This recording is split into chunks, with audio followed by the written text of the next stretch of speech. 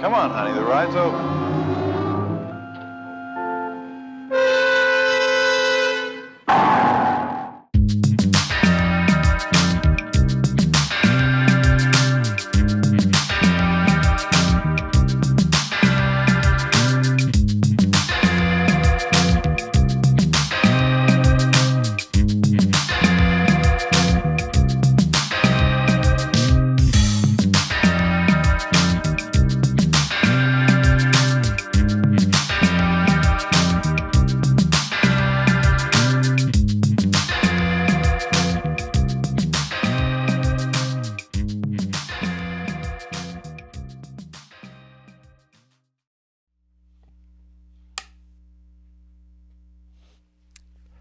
Hey gang, Uncle Todd and Sonny here. And this month we're going to be getting a bit classy and cultural as we look at some artistic horror films or horror films based around art. Let's see, our first film is called Bloodbath. Now, this has a very convoluted history. It was originally made in Yugoslavia as Portrait of Terror, which was more of a espionage slash heist thriller starring William Campbell. And Corman looked at it and found it completely unreleasable, which is saying something because he released She Gods of Shark Reef among others of his ultra low budget films. Although, to be fair, that did have some really nice Hawaii footage in it. Anyways, so he handed the footage to director Jack Hill and wanted him to fashion a new story about it, or with the footage. Now, Hill mostly just took the establishing footage, the location stuff, and came up with a completely different storyline. Set in Venice, California, because the architecture would somewhat match European footage. And, they had a little trouble with William Campbell. He was contracted for one film and he wasn't going to come back and shoot more footage for free. So Corman grudgingly paid him. And they fashioned a film about a demented artist who believed he was the reincarnation of an ancestor who killed his models. Somewhat reminiscent of the film we looked at sometime back, Bluebeard with John Carradine. Well, Corman looked at it and it was okay, but he wanted something with a bit more punch to it. So he brought in Stephanie Rothman, who then fashioned a new story around this footage. Hill was not notified of this, he had no knowledge of it. And now it became a story of a demented artist who thought he was a vampire, as his ancestor had been believed to be, and because Corman didn't want to pay Castle or William Campbell again, they brought in a new character to play the vampire version, and this got released as Bloodbath. And Hill was not happy when he saw this. Felt it completely ruined the film, made it nonsensical. But when it got released to TV 3 or 4 years later, it wasn't long enough. It's only like 60 minutes, which is okay for a second feature at a drive-in, but they needed to stretch it out to at least 75 to get it, at that time, to fit into a 2 hour or hour and a half, depending on the show, TV showing. So they brought back the actor playing the vampire and shot some extra footage of him chasing women around the beach. And they grabbed some footage of William Campbell and Patrick McGee from Portrait in Terror and inserted that into the film and renamed it Trail of the Vampire. So this film has 4 versions that were made of this footage. William Campbell's career we went over in Dementia 13 when I reviewed that. The rest of the cast includes Maurice Mathis, whose probably best known film is Phantom Planet. She was mainly a bombshell type character, just brought in to be, kind of attractive. We have Laurie Saunders, who is probably very familiar to fans of classic TV, as she played the Bobby Joe character on Bobby Joe or Billy Joe. Well, she played one of the daughters on Petticoat Junction, one of the few that lasted throughout the entire run of the show. You may also remember her from the Adam West TV movie Mara of the Wilderness, where she played Mara. We also have Sandra Knight, and you might remember her from Frankenstein's Daughter. She did not play the titular monster. She was, although she did get turned into a monster briefly in the beginning of that film, but she was the daughter of another scientist who a descendant of Frankenstein worked for. She was also in the Vincent Price version of Tower of London. Yes, I know Vincent Price was in the Boris Karloff Basil Rathbone version, but he plays the lead in this one. All right. She was also in the Boris Karloff film The Terror, which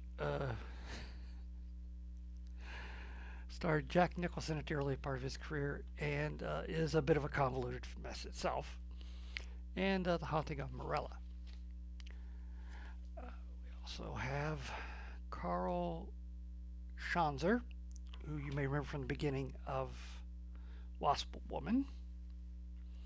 He was also in Dementia 13 and Spider Baby, Jack Hill's other big horror film of the 60s, starring Lon Chaney Jr. in probably one of his best post-Universal monster performances.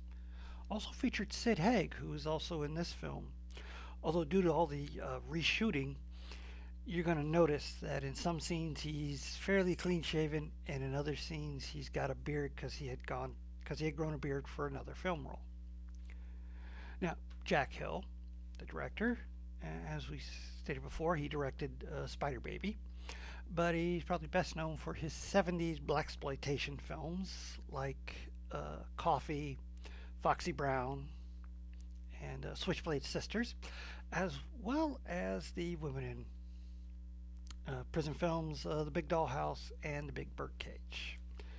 As for Stephanie Rothman, she mostly directed in the 70s, although she continued writing and producing. Her run of films includes titles like It's a Bikini World, The Student Nurses, The Velvet Vampire, Terminal Island, not too shabby dystopian film, and The Working Girls. So, yeah, we know what her career kind of centered towards: drive-in, sexy comedy dramas, such things. Okay, enough of that. We open our film the way all good horror films should open.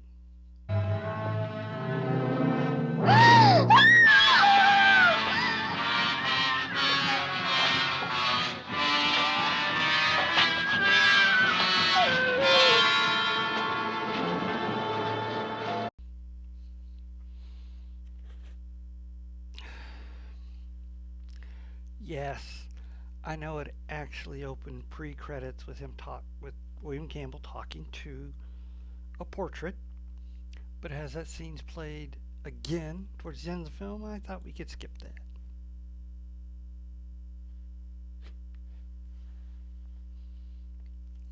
fussy mood this evening.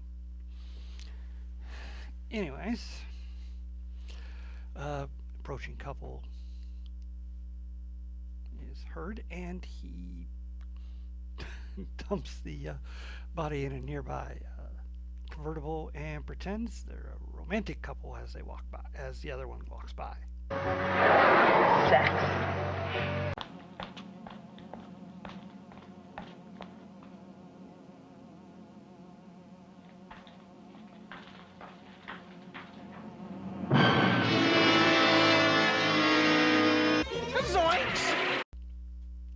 Oh, that's a nice little reveal there.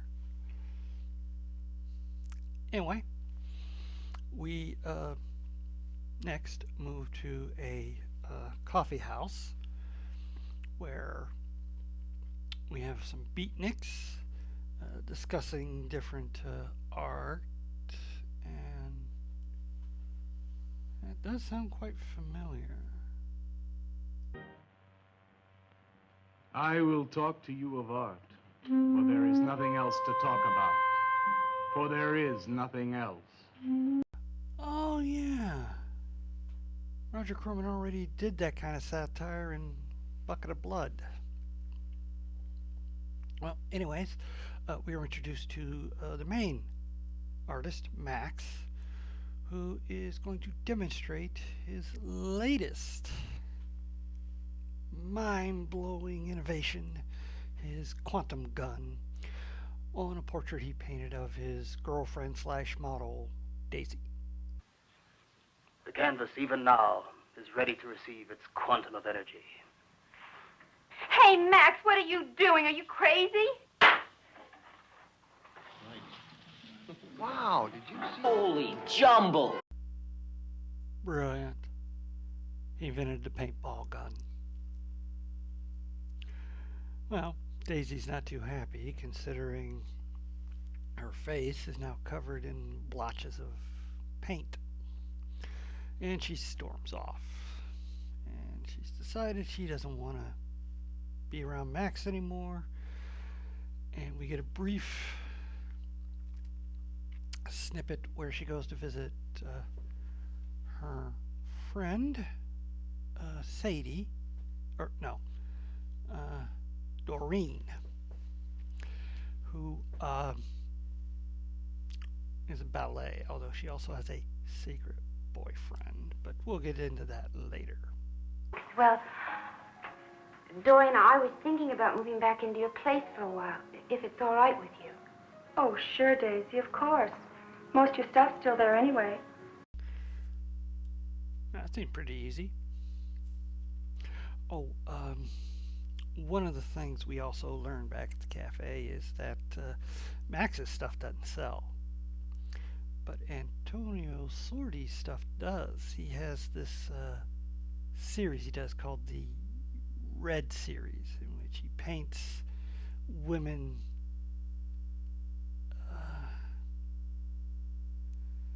slightly dismembered, shall we say. Not completely, but anyway. And of course, Max considers Sardi a hack. No true artistic vision. Although his paintings do look a bit better than Max's. Anyways, Doreen goes off to the beach to meet her lover in secret because her ballerina teacher does not like outside influences like that. It interferes with the concentration to be a true ballet artist. Anyways, Daisy comes upon the latest exhibit of Sordi's and then meets the artist himself.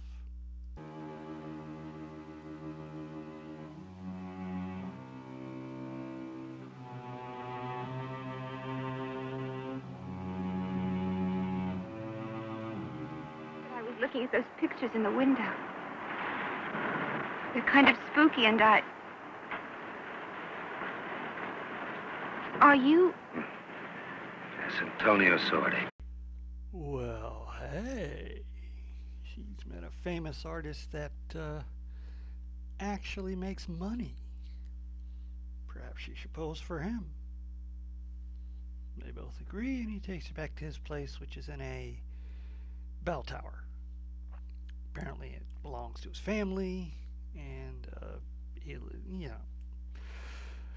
So while she strips down and poses, we start getting a history of his famous ancestor, Ennio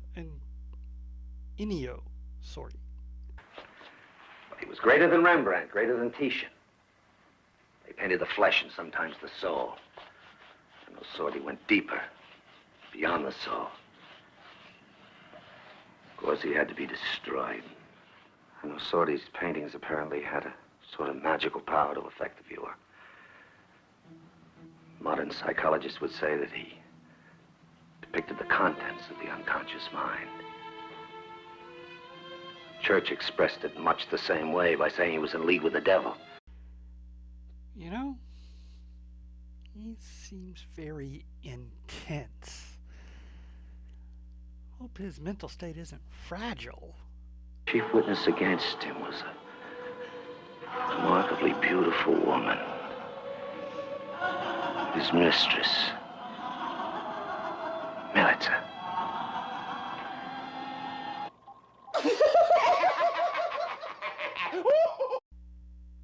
Oh yeah. He's bonkers. Well, we get a bit of a fantasy sequence where he imagines he's on a desert with Maritza dancing around him laughing, and then this happens.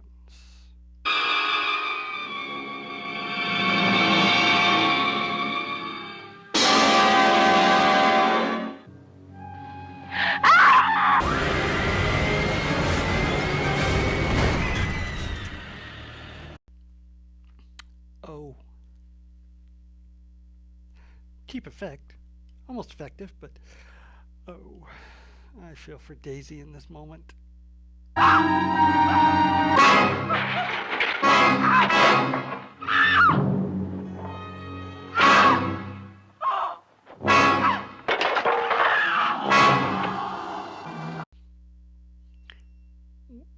Wait a minute, he's a vampire. Why does he need the cleaver? Oh, right, that's Jack Hill's footage. Thank you. Anyways, he takes away some pieces, paints his picture of her, and what's he going to do with the body?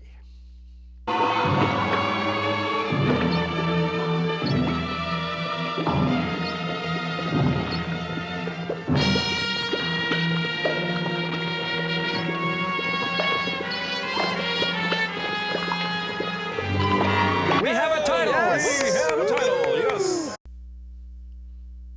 So he's dipping them in wax to make statues out of them, I guess. Yeah, it would cover up the smell. Yeah, you're right. Anyway, the next morning, he goes and finds Doreen is still at the beach, where she basically was there all night. But being the sweet, gentle soul that she is, she immediately forgives him. But she does have one thing that really, really irks her. Tony, why can't I come to your studio? This is not the place for you when I work. Soon, perhaps. Well, maybe it's a good thing he doesn't take her to his studio, considering what happened to Daisy. Well, the next we see of him, he is selling off his new painting at the cafe. Much like in that other. Look, I'm sure that man is going to buy your dead cat, so here's your fee in advance. $50. And if you need more, I've got it, so don't worry. So are they just reworking Bucket of Blood? Maybe I should review that film. Kind of do a compare and contrast. Well, anyways, while Sid Haig is smashing his model's face into a canvas with paint on it, Max makes a rather deflating discovery.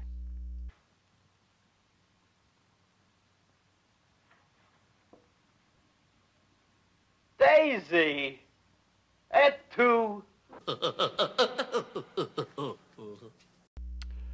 Yep. Betrayed. Well, next, keep the audience from getting bored, I guess we'll have another vampire attack. Hello?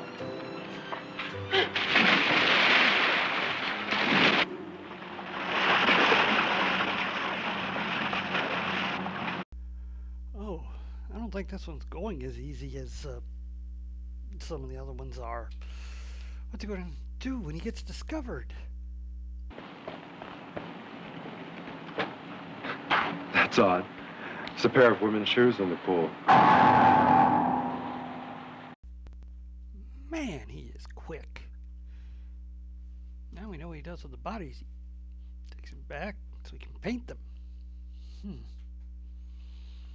And then covers them in wax. Well,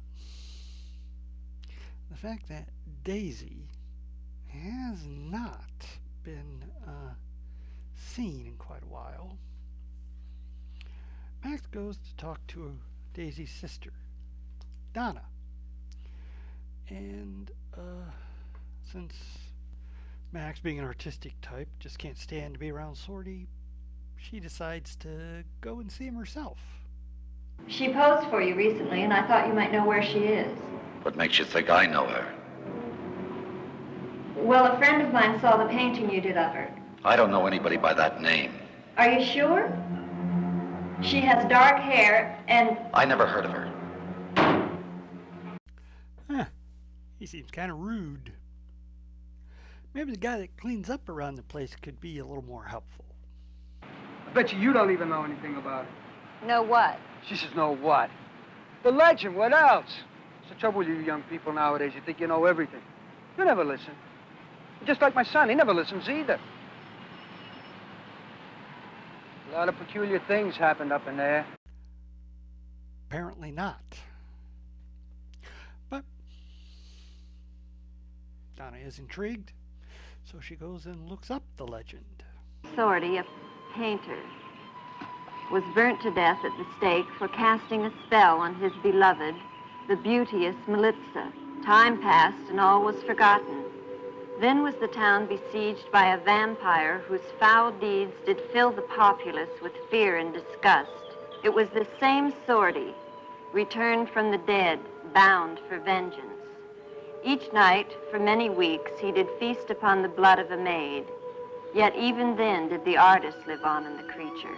When he had blood enough to suffice, then would he take the insensate forms of his victims to the bell tower of the house where once he dwelt, and there paint them in the final agony of death. But they did find the track of the vampire and follow him to his lair high in the tower. There in great haste they smote him down, driving a stake through his heart, whereupon he expired and crumbled unto dust. Well, that's rather pleasant reading, but what's it all really mean? Don't you see the parallel between this legend and all those stories in the papers lately about women disappearing, and the kind of painting Sorty does, and one of them looking like Daisy, and is living in the tower that's in the legend? This just about solves the mystery. What? Well, okay. Bit of a leap there. Well, Max is not going to be any help. He's not the physical type. So she decides to follow Sorty on her own. And we all know that's not going to end well.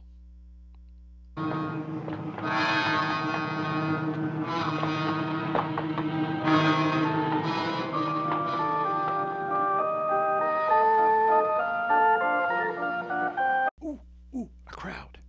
Okay, maybe she can get away from him there.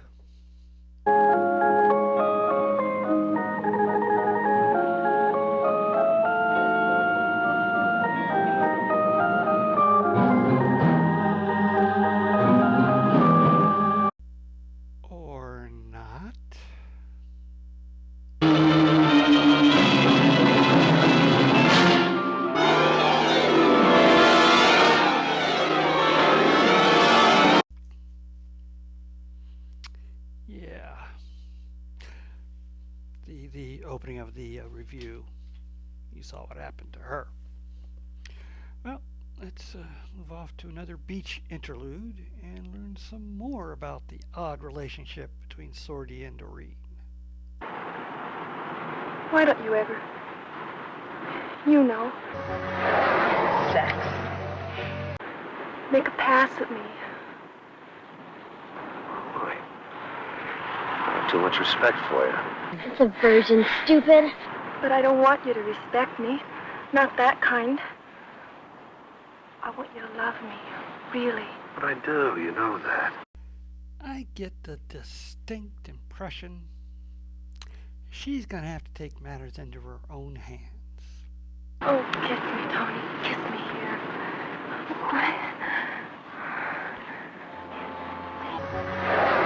Sex. There you go. Make him human after all.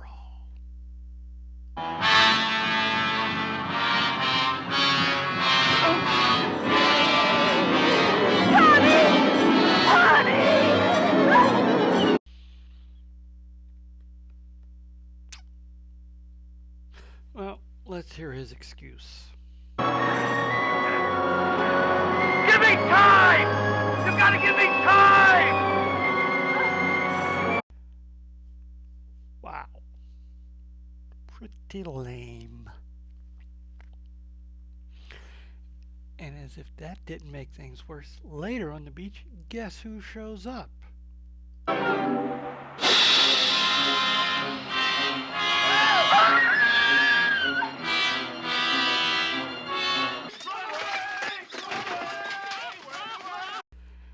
Looks like his love for her is not enough to stop the vampire. But luckily, she runs into Max and his beatnik friends, and they give chase to the vampire, but not before making sure Doreen is safe. There's somewhere you can go where you'll be safe. Dorian? Yes. I guess so. Good. I have a friend who lives in the bell tower in the old part of the city. I'll go there.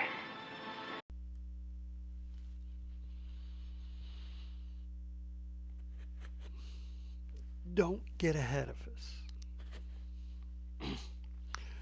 We get a pretty good chase, and then a climactic fight between, of all people, Max and the vampire.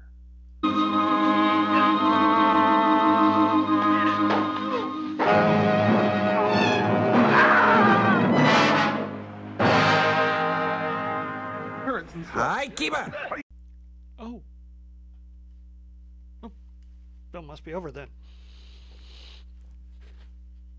Oh. Guess not. He looked just like a vampire. What are you talking about? Hey, he's gone. Can't believe it. Huh. Guess there was something to that legend Donna read to him. Oh, and you sharp-eyed viewers there. Yes, that is Sid Haig and Jonathan Hayes as his two friends. Wonder why they didn't make any films with those two teamed up. Bet that'd have been fun. Anyways, at this point, Max realizes that Doreen is heading for the tower, where the vampire's supposed to be. Looks like they're going to have to hurry. Well, back at the tower, we get that scene I passed over from the beginning of the film.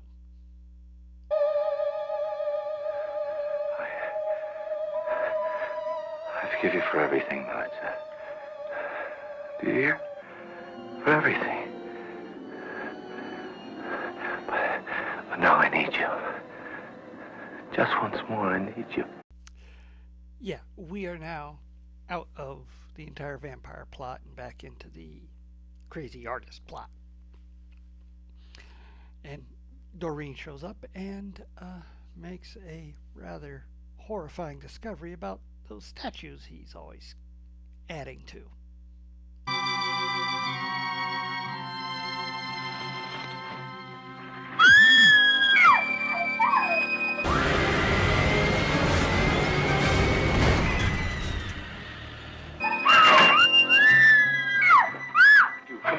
I knew you would. We should work together again, just a bit more. I don't think things are going to go well for Doreen here.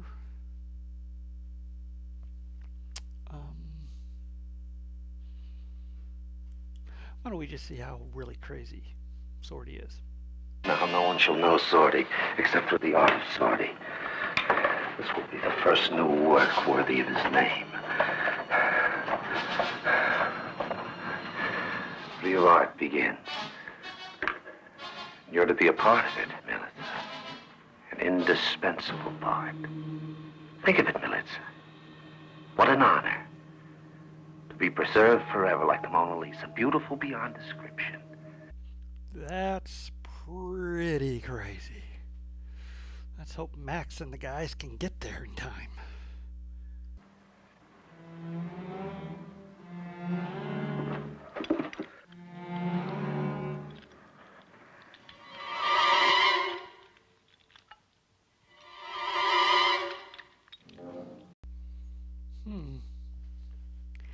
That's reminding me of something else, too.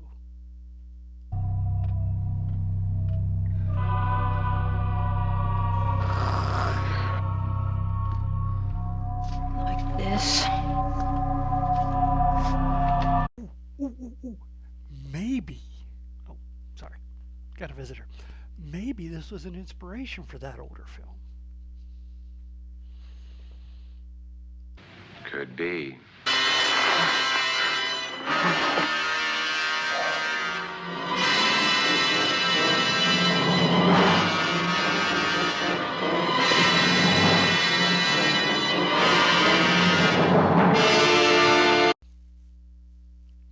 Is this one of those hoisted by his own petard moments? And what is keeping Max? Good Lord!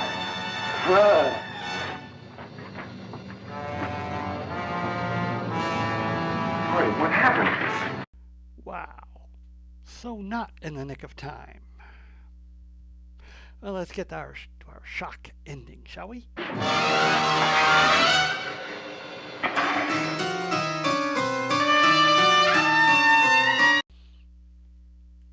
Okay. That's a good last shot there. Although I have one question. Where'd that fourth guy come from? Max has been running around with only two guys. Oh, well. Yeah, this is a real mixed bag. Personally, all the stuff with the art stuff and thinking he's reincarnated from his ancestor and is being manipulated by the spirit of his ancestor's lover / model. Good stuff. The vampire has issues. Not least of which is he keeps appearing in the dark, and then in the last one he appears in daylight. Not to mention the fact that scenes, much like in Planet Night from Outer Space, will switch back and forth between daylight and dark because they were stitching it from two films. But the acting's all pretty good, especially from William Campbell. His scenes are great. Laurie Sanders, she's a little too mousy, but that just could be the character. She's very unbelievably milquetoast. And stupid. Although that could just be how they thought that character should be, but she's way too forgiving and all this other stuff. Willing to sleep on the beach all night in the hopes he'll come, and then forgiving him when he comes in the morning. Although I guess there are some people that are like that. I don't know, maybe I've just lived with a strong-willed woman who wouldn't take that kind of crap from me for too long that I can accept something like that. Either way. And the vampire stuff's filmed okay, but that scene of Daisy's attack, that was really good. that's probably one of the highlights of the film. And that scene with at the end with the mannequins, yeah, we're all good stuff. Vampire stuff, it's confusing. Although, if we didn't have the vampire stuff, we wouldn't have gotten those great scenes with Sandra Knight, who I really enjoy as an actress. Again, she was one of the highlights of The Terror and Frankenstein's Daughter, if I want to be honest. She had some great one-liners in that film.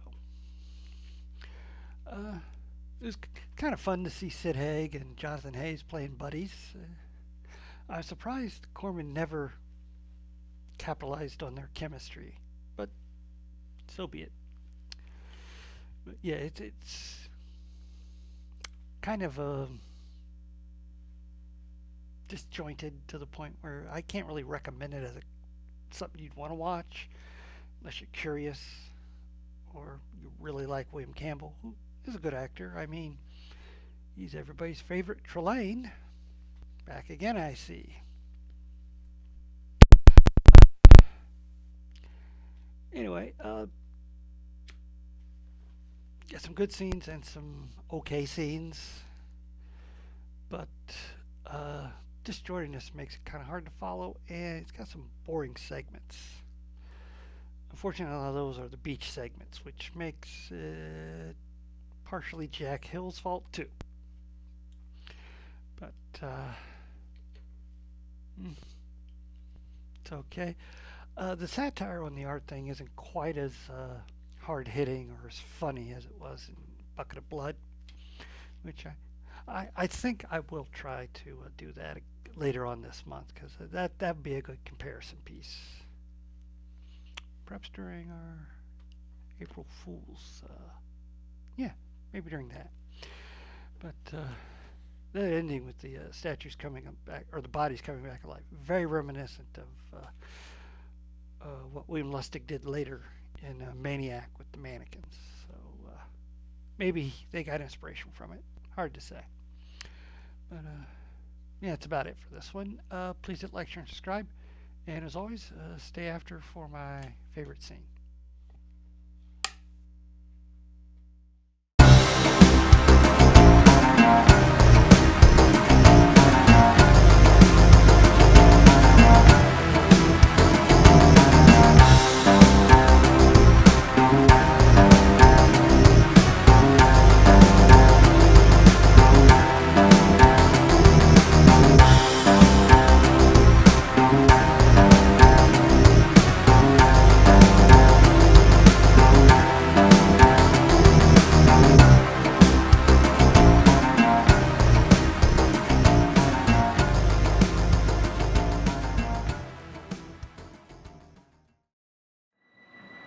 How sharp, how painless.